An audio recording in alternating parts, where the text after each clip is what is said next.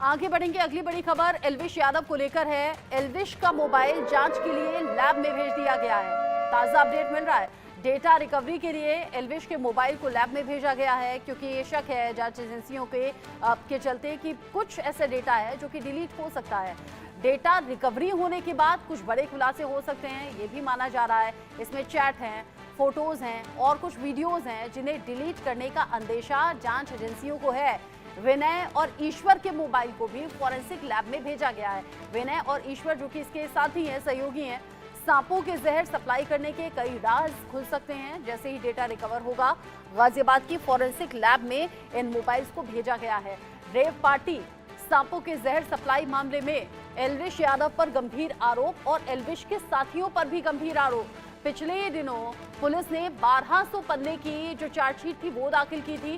साथ ही साथ एल्विश समेत 8 लोगों का नाम इसमें था। महेंद्र माही, इंडिया न्यूज संवाददाता, इस खबर को लेकर ज्यादा अपडेट हमारे दर्शकों तक पहुंचाएंगे। महेंद्र, एल्विश यादव और उसके 2 साथियों के जो मोबाइल हैं वो गाजियाबाद की फॉरेंसिक लैब में भेजे गए हैं। जरा ये बताइए, मोबाइल लैब में भेजने की जरूरत क्यों पड़ी? पुलिस को क्या अंदेशा है? मोबाइल से क्या मिल सकता है और रिपोर्ट कब तक आ जाएगी? बिल्कुल रचना, देखिए जिस दिन एल्विश और उसके साथियों के खिलाफ जो चार्जशीट दाखिल हुई थी 1200 पन्नों की, उसमें जिक्र किया गया था कि जो इलेक्ट्रॉनिक एविडेंस है, चाहे वो वीडियो हो, चैट हो या फोटो हो, उसके आधार पे भी पूछताछ की जाएगी और उसके आधार पे भी चार्जशीट दाखिल की गई है। तो अभी जब हमारे डीसीपी से बात हुई तो उन्होंने कहा कि एल्विश का जो आईफोन है, यानी कि जो एल्विश और उसके तमाम जो साथी थे वो आईफोन यूजर थे, तो उनका आईफोन जो है गाजियाबाद के फॉरेंसिक टीम के भेज दिया गया है। बताया जा रहा है, जो सूत्र बता रहे हैं कि एल्विश यादव ने कुछ अपने फोटोज, वीडियो और चैट डिलीट किया है, जिसको रिकवर कराया जा रहा है। अब देखना ये होगा ये चैट क्या सांपों की पार्टी से रिलेटेड होगा या रेप पार्टी ऑर्गेनाइज कराने से रिलेटेड होगा या लोकेशन या वीडियो को दिखाने के से रिलेटेड होगा। तो अगर ऐसा कुछ होता है तो एल्विश की मुश्किलें बढ़ना तय है। और अगर फॉरेंसिक टीम ये कहती है कि ये मोबाइल से ज्यादा ही डाटा डिलीट किया है, तो मेरे ख्याल से नोएडा पुलिस जो है एल्विश और विनय को फिर से बुला सकती है पूछताछ के लिए। क्योंकि देखिए पहले ही नोएडा पुलिस ने कहा था कि 1200 पन्नों की जो चार्जशीट दाखिल की गई है, इसमें खास तौर पे इलेक्ट्रॉनिक एविडेंस पे उनका ज्यादा जोर है। क्योंकि पिछली बार जिस तरीके से जो पुलिस एविडेंस इकट्ठा करने में थोड़ी लेट हो गए थे, जिसके कारण जो एल्विश को कोर्ट से जमानत मिल गई थी, मगर इस बार क्योंकि नोएडा पुलिस पहले से तैयार है, तमाम तथ्यों पे वो काम कर रही है, ग्राउंड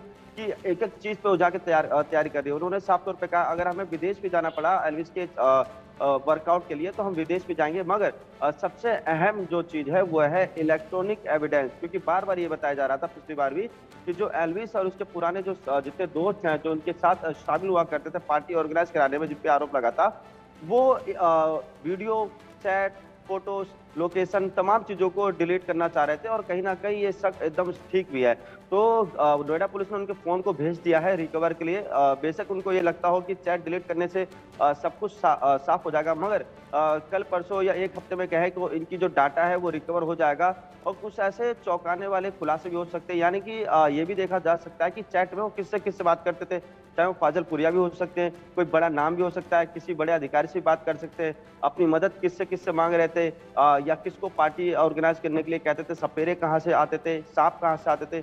ये तमाम चीजों को लेकर जो टीम है जुटी पड़ी है और जल्दी इस पे कुछ बड़ा कुछ आ सकता है। क्योंकि लगातार जो नोएडा पुलिस है इलेक्ट्रॉनिक एविडेंस पे ज्यादा वो फोकस कर रही है और बार बार नोएडा पुलिस ये भी कह रही है कि जब हमने 1200 पन्नों की चार्जशीट दाखिल की थी कोर्ट में, तो हमने एक तथ्यों पे जांच की है, उसके बाद हमने रिपोर्ट दाखिल की है। तो क्योंकि अब एल्विश का जो फोन है और जो विनय का फोन है, इन सबके फोन को गाजियाबाद के फॉरेंसिक टीम में भेज दिया गया है।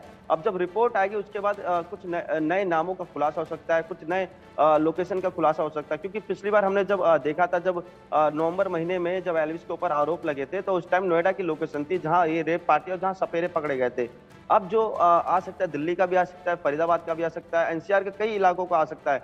तो फोन कईयों की मुश्किलें और बढ़ा सकती है। क्योंकि हमेशा देखा जाता है कि फोन में कई ऐसे एविडेंस होते हैं, जब भी कोई गिरफ्तार होता है या उस पर कोई आरोप लगता है तो सबसे पहले फोन का डाटा डिलीट करता है। तो इसी डाटा डिलीट के चेक करने में पुलिस को कहीं अहम सुराग मिल सकता है। पुलिस ने चार्जशीट में भी इसका जिक्र किया है, यानी कि जब वो रिपोर्ट तैयार कर रहे थे तो उन्होंने अपनी चार्जशीट में भी जिक्र किया है कि जो एल्विश है। महेंद्र, क्या आप ये इशारा कर रहे हैं कि पिछले दिनों जिस तरीके से करीब एक हफ्ता एल्विश यादव को जेल की सलाखों के पीछे रखा गया, लेकिन फिर जमानत हो गई, आपने कहा पिछली बार जांच में देरी कर दी गई, सबूत हाथ उस तरीके से नहीं लगे, इसीलिए क्या इस बार इसीलिए ये ग्राउंड मजबूत किया जा रहा है, आधार मजबूत किया जा रहा है ताकि एल्विश को अब सबूतों के साथ शिकंजे में लिया जा सके और फिर राहत ना मिले?